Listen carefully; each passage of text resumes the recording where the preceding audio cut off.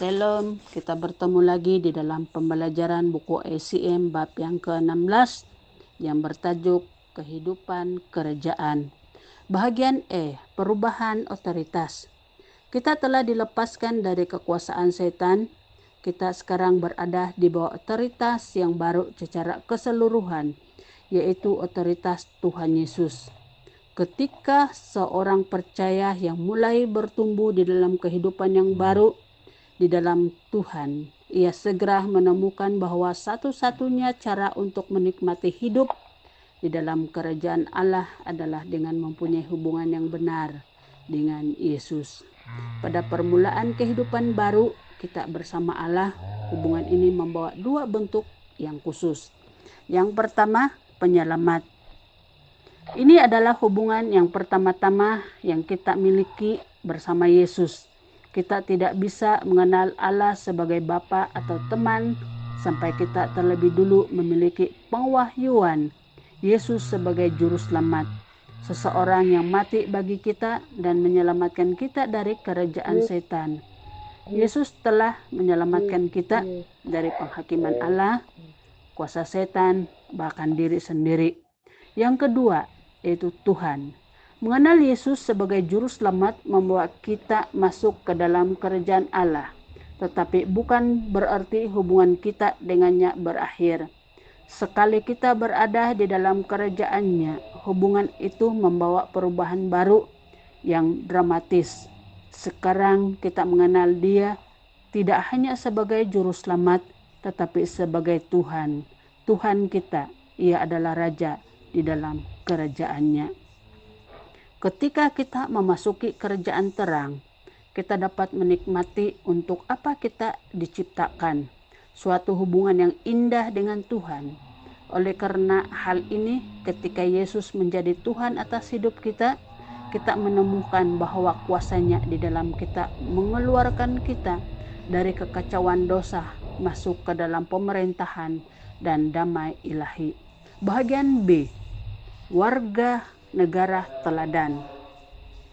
Biarlah sikap hidupmu menjadi sama dengan Yesus Kristus. Yesus walaupun adalah raja dari kerajaan tersebut, menjadi seorang pelayan. Ia adalah contoh dari seperti apakah hubungannya dengan warga negara sejati dari kerajaannya. Bagian C, subjek dari raja. Sebagai anggota-anggota kerajaan Kristus, kita masuki hubungan tuan dan pelayan dengannya. Yesus datang untuk melakukan kehendak Bapanya di dalam hidup sehari-harinya. Ia menunjukkan gaya hidup kerajaan, hidup untuk menyenangkan Tuhan. Kita harus memiliki hati seorang hamba sebagai mana ia pun memiliki hati seorang hamba. Banyak orang Kristen yang tidak menyukai konsep menjadi seorang hamba, karena hal ini nampaknya merendahkan kita di hadapan orang-orang lain.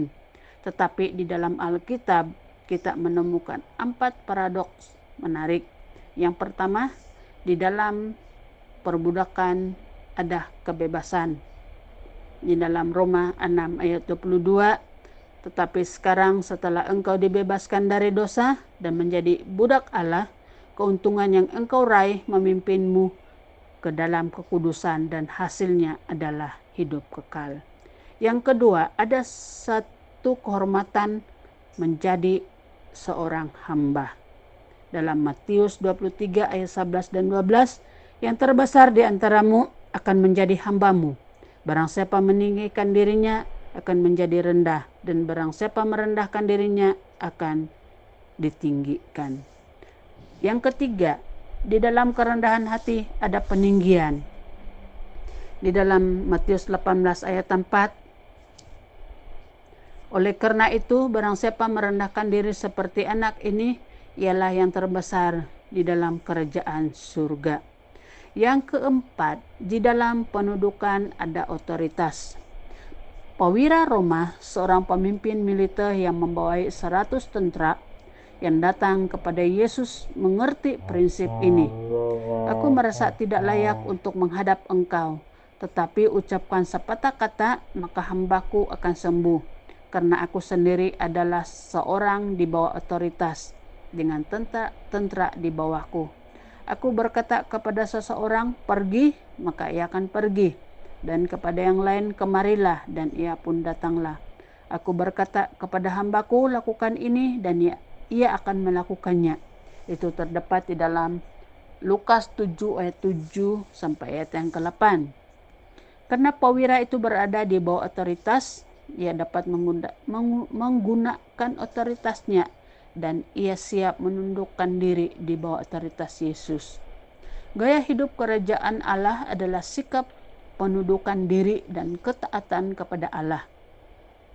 Kita menyerahkan diri kita kepada kehendak Allah, tidak dengan rasa malas, karena rasa takut atau kewajiban, melainkan karena semua yang Allah telah lakukan kepada kita, karena dengan melakukan hal ini kita merasakan pemenuhan bahkan karena kasih. Buah-buah kerajaan. Di dalam Matius 21 ayat 43 Yesus berkata bahwa kerajaan akan menjadi milik mereka yang menghasilkan buah. Buah kerajaan yang dijelaskan di dalam beberapa ayat yang terdapat di dalam Galatia 5 ayat 22 sampai ayat 23, di dalam Efesus 5 ayat 9, dan di dalam Roma 14 ayat 17. Karena kita diciptakan oleh Allah, kita juga diciptakan bagi kerajaannya dan gaya hidupnya. Buah dari kerajaan itu lebih kuat bekerja pada mujizat kelahiran baru yang oleh Roh Kudus tunjukkan kepada kita. Tanggung jawab kita sebagai warga negara kerajaan Allah adalah untuk hidup sebagaimana kita sekarang. Di dalam Kolose 1 ayat 10 firman Tuhan begini, sehingga hidupmu layak di hadapannya serta berkenan kepadanya dalam segala hal, dan kamu memberi buah dalam segala pekerjaan yang baik dan bertumbuh dalam pengetahuan yang benar tentang Allah. Sekian pembelajaran kita dalam bab yang ke-16, dan kita akan bertemu lagi di dalam bab seterusnya minggu hadapan. Shalom.